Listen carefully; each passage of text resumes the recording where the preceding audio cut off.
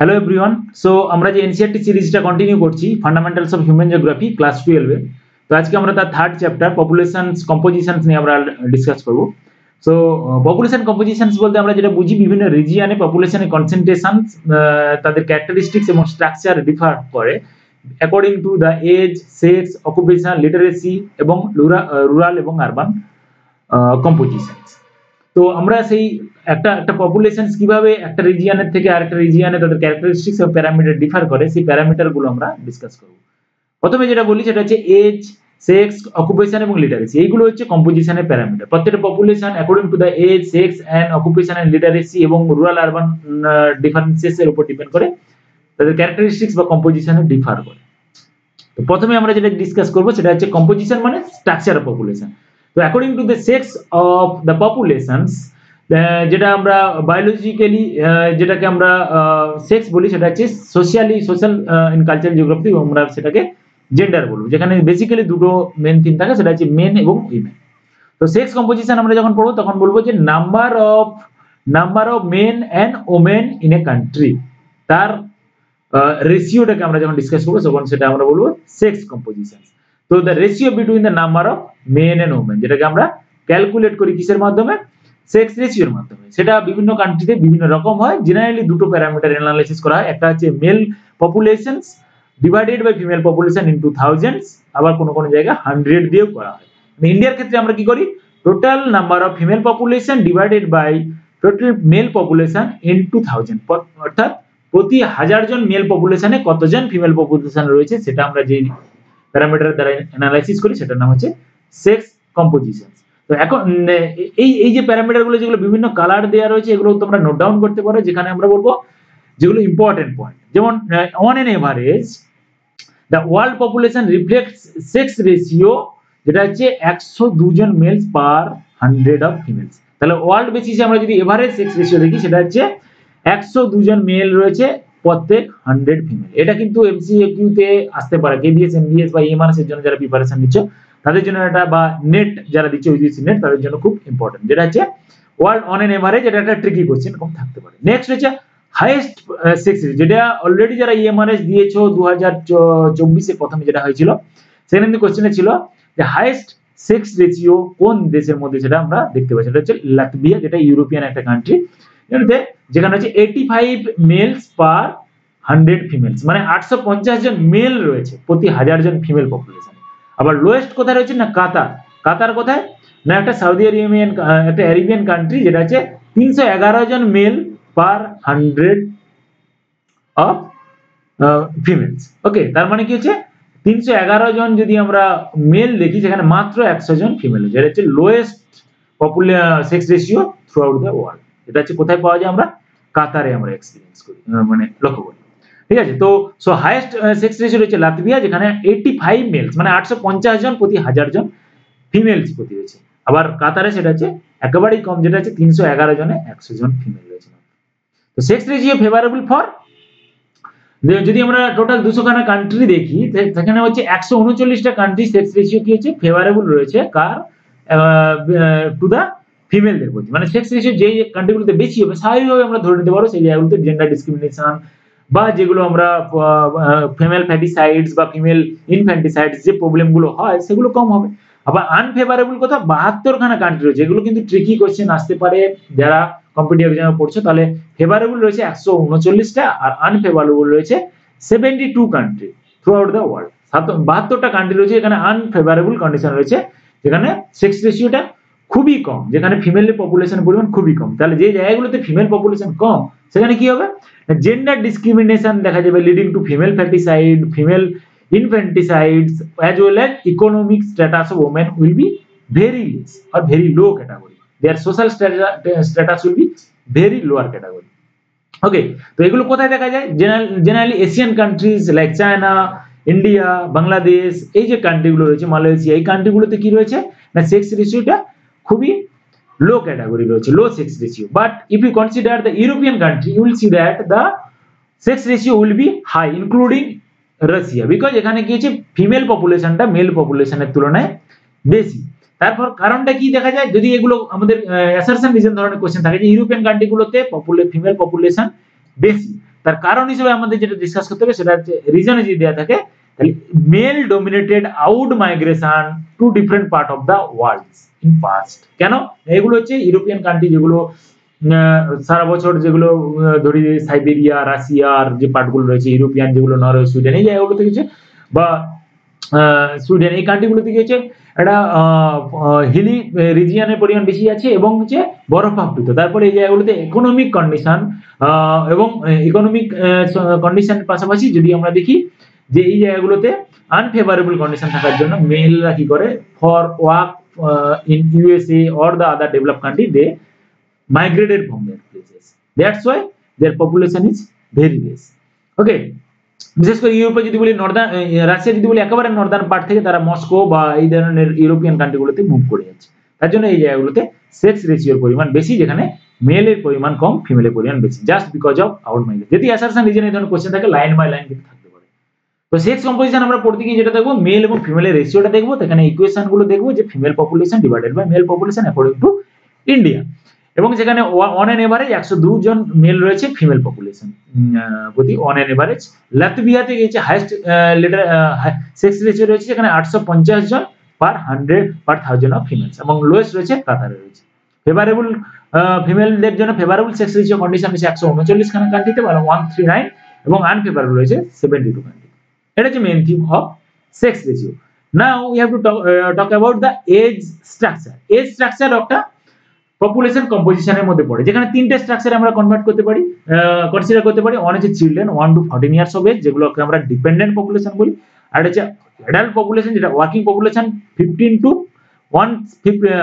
59 years of age, and next is aging population, that is 60 years and above, that is, they are also dependent population. So dependent population দুই ধরনের হচ্ছে, এক হচ্ছে below 14 আর এটা হচ্ছে above 60, এগুলো হচ্ছে dependent population. But 15 to 59 that is the adult population, যেগুলোকে আমরা ওয়ার্কিং পপুলেশন বলি, যেগুলোকে আমরা ইন্ডিপেন্ডেন্ট পপুলেশন বলি। একটা ইস্যু এখন বর্তমানে দেখা যাচ্ছে যে এজিং অফ পপুলেশন, যেগুলো ডেভেলপ কান্ট্রি রয়েছে, বিশেষ করে জাপান বা যদি আমরা ইউরোপিয়ান বা স্ক্যান্ডিনেভিয়ান কান্ট্রিগুলো দেখি, 20th সেঞ্চুরিতে একটা জিনিস দেখা যাচ্ছে যে সেই জায়গাগুলোতে ওল্ডার পপুলেশনের পরিমাণ বেড়ে যাচ্ছে। ওল্ডার পপুলেশনের পরিমাণ যদি বাড়ে তাহলে কি হবে, সেগুলো ডিপেন্ডেন্ট পপুলেশন, তাহলে ওয়ার্ক ফোর্সের উপরে প্রেসারটা ক্রমশ বাড়ছে। তার কারণটা কি, কেন ওল্ডার পপুলেশন বাড়ছে না, just because of the higher age group has increase due to the increase life expectancy due to the improvement in medical facilities. Okay, আর তার পাশাপাশি রিডাকশন কেন হচ্ছে, যেহেতু অ্যাওয়্যার এবং মানুষেরা আমাদের মেডিকেল ফ্যাসিলিটিস এবং অকুপেশন স্ট্রাকচার এবং human beings are so much conscious about the social structure, that's why the birth rate also reduces. Just because of that the aging population is continuously increasing. এটা সবথেকে বেশি এই ইস্যুটা দেখা যাচ্ছে Japan, ঠিক আছে, এটা একটা সবথেকে বড় issue in 20th century, ageing population. So এর স্ট্রাকচার একটা গুরুত্বপূর্ণ বিষয়, যেটা 14 টু যেখানে তিনটে স্ট্রাকচার রয়েছে, children, adult and ageing population. Clear? এইগুলো হচ্ছে দুটো মেইন থিম, যেটা আছে age composition, sex composition and age composition. Now আমরা পড়বো এজ সেক্স পিরামিড, দুটোকে কম্পেয়ার করে আমরা একটা সোশ্যাল স্ট্রাকচারকে অ্যানালাইসিস করার চেষ্টা করব, যেখানে এজ সেক্স পিরামিডের কথা বলা, যেখানে দুটো পপুলেশন নেয়, একটা আছে মেল এবং female. Always during the male during the representation of graphical representation of age sex pyramid, we have to represent the male percentage of male population in the right side of the pyramid, that is the that is the female population. Female population ke amra always left side show the percentage of male population, while right side represent the male population in the left side রয়েছে, আর female population রইবে থাকবে right সাইডে। এটা কোনো proper কোনো mathematical matter নেই বা proper কোনো জাস্টিফিকেশন নেই, এটা প্রথম থেকে যারা রিসেপ্ট সিরিয়ালটা যখন জাস্টিফাই করা হয় ফিমেলদেরকে এম্পাওয়ারমেন্ট, এবং এর জন্য তাদেরকে রাইট সাইডে রেখে একটা আলাদা ইমপ্রেশনের জন্য এটা রাখা হয়েছে, আর এর জন্য এর পিছনে কোনো ম্যাথমেটিক্যাল বা কোনো ইয়ে নেই। তো তাহলে মেল পপুলেশনটাকে লেফট সাইড এবং ফিমেল পপুলেশনটাকে রাইট সাইডে রাখি। তো বেসিক্যালি তিন ধরনের আমরা এসএক্স পিরামিড দেখতে পাই, একটা হচ্ছে এক্সপান্ডিং পপুলেশনস, নেক্সট হচ্ছে কনস্ট্যান্ট পপুলেশন, এবং থার্ড ওয়ান যেটা হচ্ছে declining population. So first one যে expanding population, that is the triangular base, triangular shape, that is the triangular shape of the pyramid.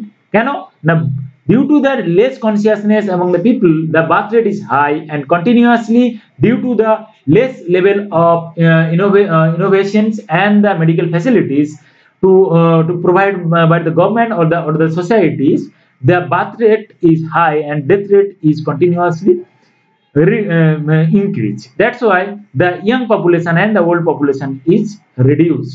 কোথায় এগুলো দেখা যায় না লিস্ট ডেভেলপ টু ডেভেলপিং কান্ট্রিতে এগুলো আমরা দেখতে পাই। এগুলো নাইজেরিয়া, মেক্সিকো, বাংলাদেশ এই জায়গাগুলোতে কিছু বার্থ রেটটা হাই কিন্তু ডেথ রেটটা কম।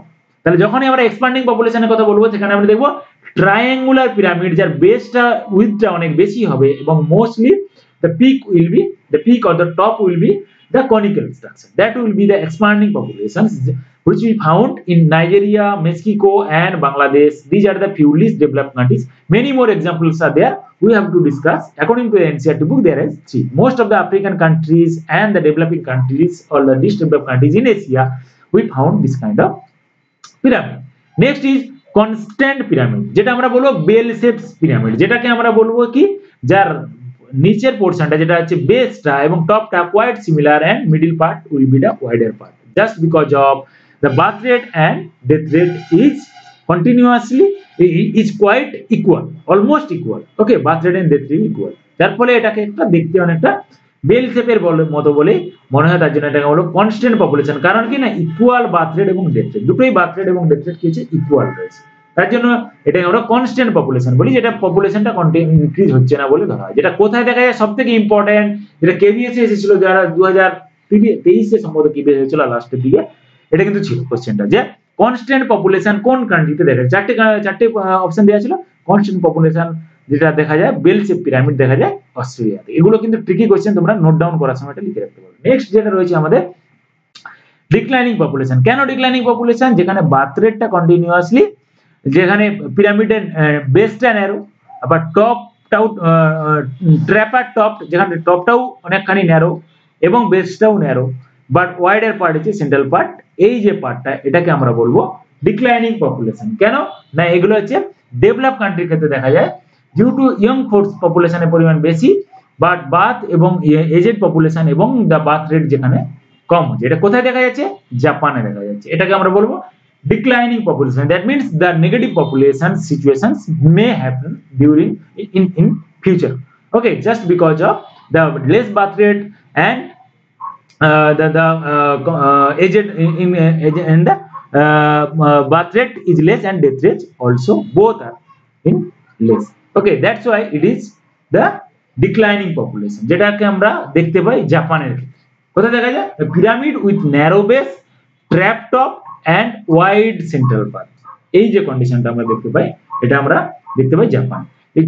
যেটা আমরা দ্বিতীয় বিশ্বযুদ্ধের সময় আমরা যেটা দেখেছি জাপানের পিরামিডে কি রকম ছিল, কিছুটা এরকম, সরি যদি এই ধরনের আমরা একটা পিরামিড আঁকি তাহলে জাপানের পিরামিডে দেখতে কিছুটা এরকম ছিল, এরকম ছিল, এই দিকটা ছিল এরকম। কেন? দ্বিতীয় বিশ্বযুদ্ধের সময় ইয়ং পপুলেশনটা যারা হচ্ছে যুদ্ধের সময় পার্টিসিপেট করেছিল, হিউজ পরিমাণ পপুলেশনটা ওয়াইপড আউট হয়ে গেছিল just because of war during the second world war. Okay, এই সময়টার জন্য মেল পপুলেশনটা এটা ডিক্রিজ করে গেছে। এই ধরনের সিচুয়েশন যদি আমরা দেখতে পাই সেটাও জাপানের ক্ষেত্রে, আবার ডিক্লাইনিং পপুলেশনের রেটটা আমরা দেখতে পাই জাপানের ক্ষেত্রে। ক্লিয়ার? তো তিন ধরনের এজ সেক্স পিরামিড আমরা দেখতে পেলাম। একটা এক্সপান্ডিং পপুলেশন যেটা ওয়াইড বেস এবং ন্যারো টপ, constant population যেটা quite similar or the equal which is in the birth rate and death rate both are equal, that is created in Australia due to the constant population and declining population. That means the aged population continuously declining and the less and base also the narrow and wider central part, that is we found in Japan, that is called declining population. Okay, next composition structure, one is sex composition, age composition, age sex pyramid, and now while we talk about the compositions, next parameter that is called the rural urban compositions. Okay, so what is rural urban compositions? We have to talk about the occupational structure. We have to talk about the rural urban base of residents, যারা rural এবং urban এরিয়াতে যে residents গুলো রয়েছে, we have to discuss their lifestyle, their livelihood, their occupation and social condition. এই parameter গুলো আমরা discuss করলে আমরা একটা ডিফারেন্স দেখতে পাবো among the between the rural and urban populations কি কি আমরা দেখতে পাবো একটা লাইফস্টাইলের ক্ষেত্রে আমরা ডাইভার্স ডিফারেন্সেস দেখতে পাবো তার লাইভলিহুড অকুপেশন এবং সোশ্যাল কন্ডিশনের মধ্যে দেখতে পাবো সেটা আমরা ভালো করেই জানি কি কি দেখতে পাবো সেখানে যে most of the rural populations who are working in the rural primary activities and urban population is engaged in non primary activities. Okay, that is the basic differences. While you talk about the developed countries, Canada, Western countries, we'll find that it is very important point. This is very important point. Please keep in mind that is developed countries. Suppose Canada, USA, European country. আমরা যদি তাদের population স্ট্রাকচারটা rural urban কম্পোজিশনটা দেখতে পাই সেখানে আমরা দুটো জিনিস দেখতে পাবো একটা হচ্ছে কি না মেল পপুলেশনটা আউট নাম্বার হচ্ছে female population in rural area যেখানে গিয়েছে মেল পপুলেশনটা কিন্তু ফিমেল পপুলেশনটাকে আউট নাম্বার করেছে মানে মেল পপুলেশন পরিমাণ বেশি রুরাল এরিয়াতে ফিমেলের তুলনায় আবার ফিমেল পপুলেশনটা আউট নাম্বার হচ্ছে আরবান এরিয়াতে ভালো করে বুঝে বিষয়টা মেল পপুলেশন গিয়েছে রুরাল এলাকাতে ডেভেলপ কান্ট্রিতে মেল পপুলেশনের পরিমাণ বেশি আবার শহরাঞ্চলে ফিমেল পপুলেশনের পরিমাণ বেশি কেন না আরবান রুরাল এরিয়াতে মেন অ্যাক্টিভিটিস কি primary activities so that is more laborious so due to the involvement of various machineries male population are engaged in the production center that is in primary sectors that is in USA and Canada or the West Indian country but the female population due to the work efficiency and work opportunity of urban region females they are moved from the rural to urban regions because of in USA there has enough opportunity work opportunities for females and their social structure and the safety in urban regions. That's why the female population moved to the urban regions for getting the jobs in multinational companies. এই জন্য female পপুলেশনটা কিন্তু urban এরিয়াতে বেশি আবার mail পপুলেশনটা rural এরিয়াতে বেশি develop কান্ট্রিতে আবার developing country like Pakistan China India এই যে নেপাল ভুটান বাংলাদেশ বা আফ্রিকান কান্ট্রিগুলোতে এর ঠিক অপোজিট ভাইস ভার্সা কন্ডিশন দেখতে পাবো কারণ কি না যে আরবান রিজিয়নগুলোতে আমাদের সেই ধরনের সেফটি নেই সেই ধরনের ওয়ার্কিং এফিসিয়েন্সি নেই আমাদের এখানকার উইমেনদের কারণ due to the less empowerment and less literacy rate among the womens আমরা সেই ধরনের জব অপরচুনিটি দিতে পারছি না তার ফলে আরবান রিজিয়নে due to the less job opportunity and the social safety women are feeling not safety social conditions that's why they not wanted to move in urban regions but that's why they are live in rural regions in India ইন্ডিয়ার ক্ষেত্রে কি দেখা যায় female participation in farming যারা rural এরিয়াতে থাকো তারা জানি প্রত্যেকই যাদের বাড়িতে এগ্রিকালচার অ্যাক্টিভিটিজ হয় তারা প্রত্যেকই জানো তাদের বাড়ির ফিমেলরা কি ধরনের ইনভলভমেন্ট থাকে তাদের এগ্রিকালচার সেক্টরের ক্ষেত্রে এটা ইন্ডিয়ার ক্ষেত্রে দেখা যায় আর শহরাঞ্চলে কেন এটা দেখা যায় না just housing high cost of living paucity of the job opportunity lack of security a discouragement to women migrants rural to urban region এগুলো কিন্তু আমাদের ইন্ডিয়ার সোসাইটিতে এখনো রয়েছে তার ফলে কি হচ্ছে উইমেনরা কিন্তু সেই ধরনের অপরচুনিটি পায় না বা সেই ধরনের তাদেরকে এনকারেজ করা হয় না to move to the urban region to join in the multinational companies এটা হচ্ছে Indian status so while if you get the assertion region questions from these why urban developed countries has the out migration of the female to the rural region urban regions and why it is the vice versa condition in developing countries you have to talk about you have to think about this just because of the job opportunity and female women safety in the developed country is much greater than the least developed country that's why rural urban composition is quite different entirely different from the developed countries and least developed or developed countries clear that is the rural urban compositions in India or the least developed country or developing countries and the developed countries now we have to talk about the literacy based on the literacy we have to discuss about the population composition based on the standard of living social status female availability of educational facility এইগুলো parameter ধরে আমরা কি করি একটা এলাকার composition population composition আমরা analysis করব in ইন্ডিয়ার ক্ষেত্রে আমরা লিটারেসি রেটটা আমরা কি দেখব up above 7 years of age যে পপুলেশনটা রয়েছে তারা they are able to read write or do the arithmetic calculations or not তারা লিখতে পড়তে এবং arithmetic calculation basic arithmetic calculation করতে পারছে কিনা সেটা আমরা অ্যানালাইসিস করতে পারবো। যারা পারবে তাদেরকে আমরা লিটারেট বলবো, যারা পারবে না তাদেরকে ইলিটারেট বলবো। Based on the literacy, we have to discuss about the compositions also. Based on the literacy, we will find in urban region and rural region, we will see the differences. That's all also considered as the components of population compositions. Okay, we have to discuss this. According to the NCERT book, only this amount of information is there. We have to discuss about it. While we talk about the population compositions in detail in graduation level or master degree level, we have to discuss again during the preparations of PSC or NET or UPSC WBCS examinations. Now we have to discuss about only the NCERT book. Okay, now next is the occupation structure. এটাও একটা population কম্পোজিশনের একটা parameter. Occupation structure কিভাবে change হয়, যেটা আমরা তিনটে parameter already discuss করেছি, যারা ইয়ং পপুলেশন, যারা এজড পপুলেশন এবং যারা middle age population, that is the working population. তার উপর ডিপেন্ড করে আমরা অ্যানালাইসিস করব তারা কি ধরনের অ্যাক্টিভিটিজের সঙ্গে যুক্ত। যদি রুরাল এরিয়া দেখি তারা এগ্রিকালচার, ফরেস্ট্রি, ফিশিং, মাইনিং এই ধরনের অ্যাক্টিভিটিজের সঙ্গে যুক্ত। আবার যদি ম্যানুফ্যাকচারিং সেক্টরের ক্ষেত্রে বলি তখন আমরা সেকেন্ডারি অ্যাক্টিভিটিজের সঙ্গে যুক্ত, তারা specially lived in the urban areas and tertiary and quaternary activities which are also in urban region.